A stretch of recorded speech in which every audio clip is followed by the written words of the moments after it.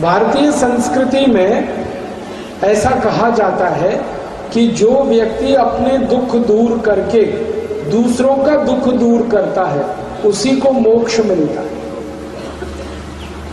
भारतीय संस्कृति में अंतिम लक्ष्य है मोक्ष की प्राप्ति। धर्म अर्थ काम मोक्ष का हमारा संस्कृति है। मोक्ष प्राप्ति अंतिम जीवन का उद्देश्य है और मोक्ष प्राप्ति के लिए जो रास्ता है वो ये है कि स्वयं का दुख दूर करना, फिर दूसरों का दुख दूर करने का प्रयास करना। जो व्यक्ति अपना बीमारी ठीक करे और फिर दूसरों का बीमारी ठीक करने के लिए प्रयास करे वो सभी को मोक्ष मिलता है। तो आप योग प्राणायाम सीखें, आयुर्वेद का ज्ञान लें और आपका दुख दूर हो जाएगा। फिर दूसरों को योग प्राणायाम सिखाएं और आयुर्वेद बताएं तो उनका भी दुख दूर होगा, तो आप सभी को मोक्ष मिलेगा। और मोक्ष से बड़ी तो कोई चीज नहीं है भारतीय दर्शन। तो योग प्राणायाम और आयुर्वेद का ये अभियान हमने इसलिए शुरू किया कि प्रत्येक भारतवासी अपने जीवन के दुखों को कम करके दूसरों के दुखों को कम करे और मोक्ष में जाए। इसीलिए हमारा ये अनुष्ठान। तो अनुष्ठान का एक लक्ष्य है सभी को सुखी बनाना, स्वस्थ बनाना, निरोग बनाना। और इसी अनुष्ठान का दूसरा लक्ष्य है भारत का गरीबी दूर करना, बेरोजगारी दूर करना, भ्रष्टाचार रिश्वतखोरी दूर करना, आतंकवाद नक्सलवाद दूर करना। ये भी हमारे अनुष्ठान का लक्ष्य है। आप बोलेंगे ये कैसे करने वाले हैं? इस अनुष्ठान के दूसरे लक्ष्य को पूरा करने के लिए हम लोगों ने करप्शन, भ्रष्टाचार को खत्म करने का संकल्प लिया। हमारे देश में भ्रष्टाचार रिश्वतखोरी बहुत ज्यादा है। भारत में जब राजीव गांधी प्रधानमंत्री थे तो वो कहते थे कि भारत के प्रत्येक गरीब व्यक्ति को दिल्ली से जब 1 रुपए भेजा जाता है तो वो गरीब आदमी तक 15 पैसे ही पहुंच पाता है, 85 पैसे बीच में ही लूट जाता है। अब राजीव गांधी ने ये 1984 में कहा था, 1984, आज से करीब 26 साल पहले। अभी राजीव गांधी के जाने के बाद तो स्थिति और भी खराब है। अभी तो किसी गरीब आदमी के लिए दिल्ली से 1 रुपए भेजा जाता है तो गरीब आदमी के पास 10 पैसे ही पहुंच पाता है। 90 पैसा 90 पैसा बीच में ही लूटमार हो जाता है। और ये पैसे का लूटमार करने वाले भारत में कौन है? एक तो हमारे पॉलिटिशियंस हैं, नेता हैं, और दूसरे तो हमारे अधिकारी हैं। भ्रष्ट नेता और अधिकारी दोनों मिलकर पैसे का लूटमार करते हैं। हमारी भारत सरकार के बहुत सारे डेवलपमेंट के फंड्स सभी पॉलिटिशियंस और ब्यूरोक्रेट्स लूट लेते हैं। हमारे भारत देश में केंद्र सरकार का, राज्य सरकार का, जिला सरकार का, नगर पालिका सरकार का और ग्राम पंचायत का 5 स्तर पर जो फंड्स कलेक्शन है उसका 85 से 90% लूटमार है। और ये कितना है? ये 18 से 20 लाख करोड़ रुपए जो लूटमार होती है। और ये सारे जो नेता हैं ये सभी पैसे को लूटमार करके विदेशी बैंकों में, फॉरेन बैंक्स में जमा कर देते हैं। हमारे भारत के जो भ्रष्ट नेता और अधिकारी हैं उनका अभी फॉरेन बैंक्स में 330 लाख करोड़ रुपीस डिपॉजिट है, 330 लाख करोड़ रुपए। और ये सारा धन आपका टैक्स का, मेरा टैक्स का, उसमें से लूटा है और विदेशों में जमा कर दिया। अभी हमने एक संकल्प लिया है कि भारत के नेताओं ने ये जो धन लूटकर विदेशों में जमा किया है इस धन को भारत में वापस लाना है और इसी धन से भारत का गरीबी को मिटाना है, बेरोजगारी को मिटाना है। आप बोलेंगे क्या ये धन वापस आ सकता है? हाँ, आ सकता है।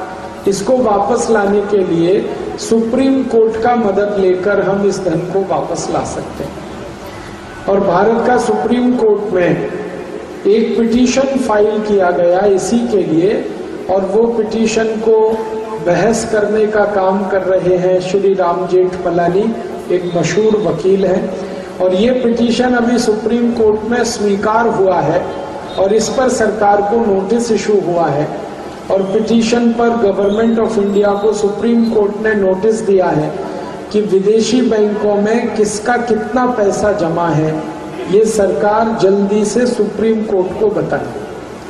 अभी अच्छा ये हुआ कि सरकार को सुप्रीम कोर्ट ने ऑर्डर किया और अभी सुप्रीम कोर्ट के ऑर्डर से सरकार इस धन का पता कर रही है। 34 कंट्रीज में ये धन का पता चल गया है, थोड़े दिन में बाकी देशों में भी पता चलेगा और सुप्रीम कोर्ट में ये पूरी जानकारी आने के बाद हम अपील करेंगे कि इस पूरे धन को भारत का राष्ट्रीय संपत्ति बना दिया जाए और ये पैसा पूरा भारत में वापस आ जाए। इसके लिए हम प्रयास करेंगे।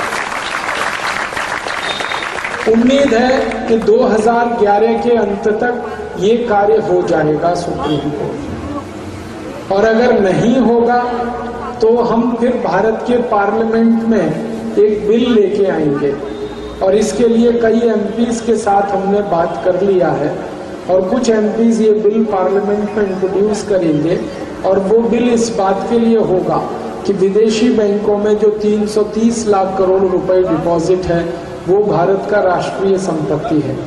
जब ये बिल पार्लियामेंट में आएगा तो इस पर डिबेट होगी। डिबेट के समय हम देखेंगे कि कौन कौन एमपीज इसको विरोध कर रहे हैं, अपोज कर रहे हैं। जो एमपीज इसको विरोध करेंगे, पक्की बात है कि बेईमान वही हैं, पैसे उन्हीं के हैं और अकाउंट्स के नहीं। तो सारे देश को पता चलेगा बेईमान एमपीज कौन कौन है। और पार्लियामेंट में अगर बेईमान एमपीज ज्यादा हो गए तो ये बिल तो गिर जाएगा, और अगर ईमानदार एमपीज ज्यादा हो गए तो बिल पास होगा। बिल पास होगा तो कानून बनेगा, कानून बनेगा तो पैसे आ जाएंगे, और बिल अगर नहीं पास हुआ तो हम फिर नेक्स्ट स्टेप हम जो लेने वाले हैं वो हमारा ये है कि 2014 में जब जनरल इलेक्शन होगा पार्लियामेंट का, वो टाइम पर पूरे देश में से 400 मेंबर ऑफ पार्लियामेंट्स को हम इलेक्ट करके लाएंगे और फिर इस बिल को पास कराएंगे और फिर उसके बाद कानून।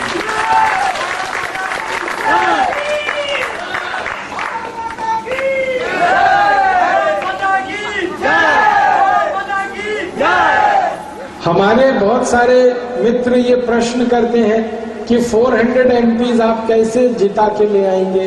बहुत सिंपल है, एक सन्यासी ने ये संकल्प लिया है और सन्यासी के लिए कोई भी काम असंभव नहीं है। सन्यासी का सभी काम पूरा है। परम पूजनीय स्वामी रामदेव जी एक सन्यासी, उन्होंने ये संकल्प लिया और उनके साथ ऐसे 70 और दूसरे सन्यासियों ने भी संकल्प लिया। हमारे भारत में एक बड़े महान संत हैं परम पूजनीय स्वामी सत्यमित्रानंद गिरी, उन्होंने ये संकल्प लिया है 2014 में जब ये पार्लियामेंट इलेक्शन होगा। परम पूजनीय स्वामी सत्यमित्रानंद जी कहते हैं मैं एक एक पार्लियामेंट्री कॉन्स्टिट्यूएंसी में जाऊं।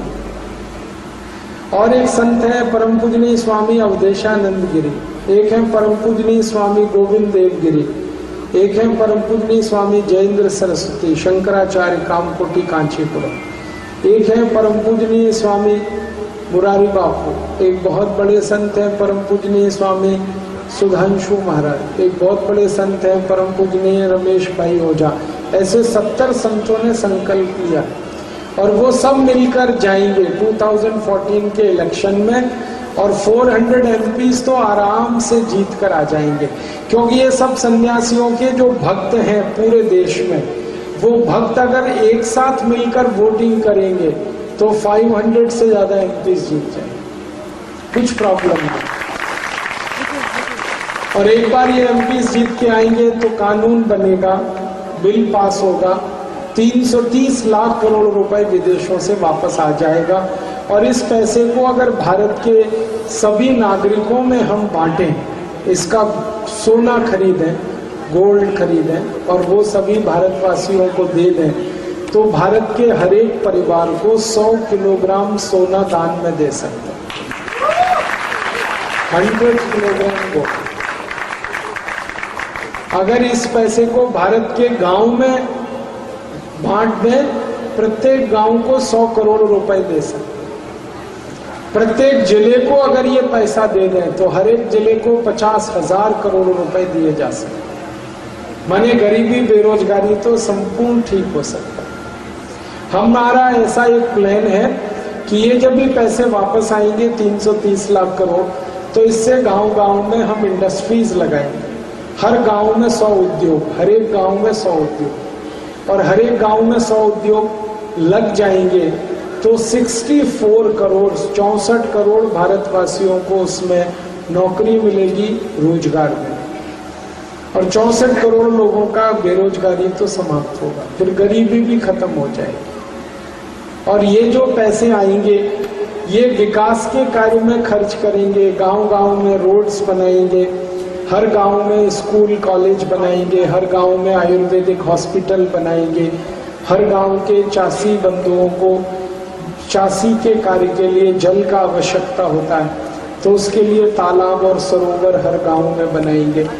हर एक गांव को तो 24 घंटे इलेक्ट्रिक सप्लाई देंगे। ये सारा डेवलपमेंट का कार्य करने के लिए मात्र 30 लाख करोड़ खर्च होगा, और धन हमारे पास 330 लाख करोड़, तो 30 लाख करोड़ खर्च कर देंगे, 300 लाख करोड़ फिर भी बचेगा।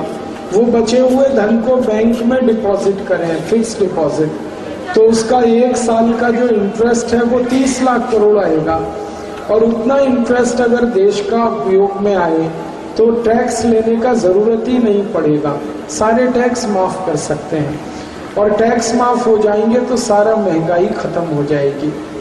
अभी हमें पेट्रोल है 55 रुपए 60 रुपए लीटर, टैक्स समाप्त होने के बाद पेट्रोल होगा 16 रुपए लीटर। अभी डीजल है 40 रुपए लीटर, टैक्स समाप्त होने के बाद 7 रुपए 50 पैसे लीटर। अभी कैरोसिन 20 रुपए लीटर, टैक्स समाप्त होने के बाद 3 रुपए लीटर होगा। एलपीजी सिलेंडर अभी 370 रुपए का होता है, टैक्स समाप्त होने के बाद ये 50 55 60 रुपए का तो हो जाएगा। नमक अभी 8 रुपए किलो है, टैक्स समाप्त होने के बाद 50 पैसे किलो हो जाएगा। सीमेंट एक बैग अभी 300 रुपए का आता है, टैक्स समाप्त होने के बाद 72 रुपीज का सीमेंट बैग आएगा। लोहा अभी 50 रुपए किलो है, टैक्स समाप्त होने के बाद 12 रुपए किलो हो जाएगा। कोई भी वस्तु सस्ती होगी। आप यदि कोलकाता में अभी घर बनाएंगे तो 10 लाख रुपए में घर बनेगा, टैक्स समाप्त होने के बाद यही घर 3 लाख में बन जाए। हमारे किसी भी परिवार के व्यक्ति को हम इंजीनियरिंग के लिए IIT खड़गपुर भेजते हैं तो 5 साल का खर्च 5 लाख रुपए आता है, टैक्स समाप्त होने के बाद 70,000 रुपए में वो इंजीनियरिंग का पढ़ाई कर सके। अभी भी MBBS MD कराने में 40 लाख रुपए खर्च होता है, टैक्स समाप्त होने के बाद तो 4 लाख में MD हो जाए।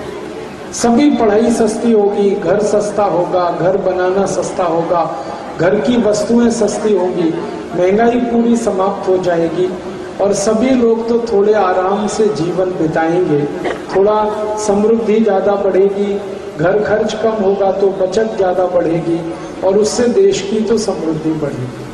ये हमारी प्लानिंग है। और एक बात हमें करनी है कि देश का सारा डेवलपमेंट होने के बाद, गरीबी बेरोजगारी समाप्त होने के बाद, महंगाई समाप्त होने के बाद, भ्रष्टाचार को समाप्त करने के लिए नया कानून बनाएंगे, और वो कानून ये होगा कि जो भी कोई रिश्वत लेगा और वो पकड़ा गया तो 3 महीने में उसको फांसी की सजा हो, फिर कोई रिश्वत नहीं है। जब 2-3 नेताओं को फांसी पे चढ़ा देंगे फिर सभी नेता सीधे हो गए, 2-3 अधिकारियों को फांसी हो जाएगी, सब रिश्वत लेना बंद करेंगे। और अंत में हमें भारत की कुछ और सीरियस प्रॉब्लम सॉल्व करनी है। भारत का बहुत सारा भूमि चीन के कंट्रोल में है, वो वापस लेना है। 72,000 वर्ग मील भूमि है जो चीन के पास है, वो वापस लेना है। हमारा पाकिस्तान का वन जो हिस्सा है जम्मू कश्मीर का, वो 1/3 पाकिस्तान के पास है, वो वापस लेना है। इसके लिए संयुक्त राष्ट्र में भारत के समर्थन में प्रस्ताव कराना है और हमारा जमीन वापस लेना है। और एक काम हमें करना है कि भारत में अंग्रेजों का जब भी सरकार चलती थी तो वो जो कुछ भी लूट कर ले गए वो सभी वापस लाना। कोहिनूर हीरा अंग्रेजों ने लूटा, वो वापस लाना है। हमारा सोने का सिंहासन अंग्रेजों ने लूटा, वो वापस लाना है। भारत के मंदिरों से सोना लूट कर अंग्रेज ले गए, वो वापस लाना है। मैं आपको एक इतिहास का उदाहरण देता हूँ। एक अंग्रेज आया था, उसका नाम था रॉबर्ट क्लाइव। वो कोलकाता से 1757 में 900 शिप्स भर के गोल्ड ले गया था, सोना ले गया। 900 पानी का जहाज भर के सोना लेकर गया था रॉबर्ट क्लाइव। और वो सारा सोना लंदन में अभी रखा है म्यूजियम्स में, वो सभी भारत में वापस ला। और उसके लिए ब्रिटिश गवर्नमेंट के खिलाफ हमें केस फाइल करना है इंटरनेशनल कोर्ट ऑफ जस्टिस में, और उसके लिए हमने तैयारी शुरू किया है। हजारों डॉक्यूमेंट्स हमने कलेक्ट किए हैं इसके लिए, और ये बहुत बड़ा केस हम लड़ेंगे और इसको जीतेंगे। और 450 लाख करोड़ का गोल्ड अंग्रेजों से हम वापस लेंगे, 450 लाख करोड़। और इतना गोल्ड अगर भारत में वापस आएगा तो भारत सोने का चिड़िया नहीं, सोने का शेर हो जाएगा। भूतकाल में भारत सोने का चिड़िया था, अभी भविष्य में सोने का शेर बने। सोने का चिड़िया कमजोर होता है, उसको कोई भी लूट लेता है। शेर को कोई नहीं लूट सकता, शेर को कोई टच भी नहीं करता। ऐसा भारत होना चाहिए। और इसके लिए पूरा भारत देश से 10 करोड़ नागरिकों का संगठन खड़ा करना है। परम पूजनीय स्वामी रामदेव जी ने ये अनुष्ठान शुरू किया।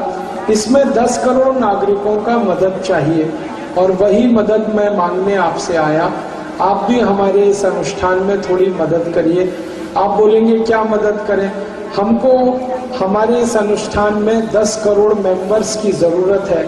आप हमारे मेंबर बन जाइए।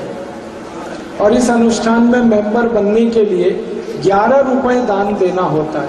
11 रुपीज का डोनेशन देकर आप मेंबर हो सकते हैं। आप 11 रुपीज तो डोनेट कर सकते हैं, कोई बड़ा धन नहीं है वो। तो आप मेंबर बने और 10 लोगों को और प्रेरित करें, वो भी हमारे मेंबर बने। इस समय सारे देश में हमने मेंबरशिप कैंपेन किया हुआ है। परम पूजनीय स्वामी जी इसी के लिए निकले हुए हैं। हर दिन 15 से 20 हजार लोगों को वो मेंबर बना रहे हैं। वो कोलकाता भी आने वाले हैं दिसंबर लास्ट वीक में, तभी बहुत बड़ा पब्लिक मीटिंग उनका होने वाली है, और उसमें लाखों लोगों को वो मेंबर बनने के लिए कहेंगे। मैं भी आपसे यही कहने आया, आप एक एक मेंबर बने और 10-10 को कहें, वो 10-10 और 10-10 को कहें। पूरा कोलकाता से हमें 25-30 लाख मेंबर्स की जरूरत है। आप सब उसमें मिलकर सहयोग कर सकते हैं। और हम तो जीवन का सिद्धांत जानते हैं कि बूंद बूंद से घड़ा भर जाता है। थोड़ा थोड़ा सहयोग करें तो काम पूरा हो जाता है। तो आप सब थोड़ा थोड़ा सहयोग करें इस कार्य में। और एक सन्यासी ने ये कार्य शुरू किया है, परमपिता परमात्मा की कृपा से ये जरूर पूरा होगा, क्योंकि 70 और दूसरे सन्यासियों का इस कार्य में सहयोग है, आशीर्वाद है। तो हम सब मिलकर अपने भारत के इस बड़े अभियान को पूरा करेंगे, और इस अभियान की मदद से भारत को सोने का शेर बनाएंगे, विश्व गुरु जगत गुरु बनाएंगे, भारत का गरीबी, बेरोजगारी, भुखमरी को मिटाएंगे, और भारत देश का हर समस्या का समाधान करते हुए भारत को स्वतंत्र, स्वावलंबी, स्वयंपूर्ण देश बनाकर अपने क्रांतिवीरों के सपनों का पूरा पालन करेंगे। भारत के लाखों क्रांतिकारियों ने इस देश को स्वतंत्र कराने के लिए अपना बलिदान किया। नेताजी सुभाष चंद्र बोस, लाला लाजपत राय, विपिन चंद्र पाल, अरविंदो घोष जैसे भारत के लाखों क्रांतिवीरों का बलिदान हुआ। 7,32,780 क्रांतिवीरों ने देश की आज़ादी के लिए बलिदान किया है। हम इस देश को आगे बढ़ाएंगे और जगत गुरु बनाएंगे। शहीदों ने, क्रांतिकारियों ने देश को आज़ादी दिलाई है। हम इस देश को जगत गुरु बनाएंगे, विश्व गुरु बनाएंगे, सर्वश्रेष्ठ बनाएंगे। गरीबी, भुखमरी, बेकारी, बीमारी सब समाप्त करके एक ऐसा देश जो आदर्श होगा सारी दुनिया में, वो हमें बनाना है। इसके लिए आपका सहयोग चाहिए और आपका सहयोग मेंबरशिप के रूप में चाहिए। आप मेंबर बने और दूसरों को बनाएं। मेंबर बनने के लिए सभी रिसीव बुक हमारे योग शिक्षकों के पास हैं, हमारे पदाधिकारियों के पास है। आप कभी भी उनसे वो ले सकते हैं और रिसीव बुक लेकर दूसरों को भी प्रेरित करके उनको मेंबर बनने के लिए आगे कह सकते हैं। इतना कहकर मैं आपका धन्यवाद दूंगा, आभार व्यक्त करूंगा। आप सब यहाँ आए, मेरी बातों को आपने सुना। इन बातों को ज़्यादा से ज़्यादा लोगों को प्रचारित करेंगे तो हम सब आपके आभारी रहेंगे और आप हमारे मेंबर बनकर दूसरों को मेंबर बनने के लिए प्रेरित करेंगे तो हमेशा इस कार्य के लिए हम आपके ऋणी रहेंगे। मैं बोलूँगा भारत माता की, हम सब बोलेंगे जय। भारत माता की, भारत माता की, भारत माता की। वंदे वंदे वंदे। धन्यवाद।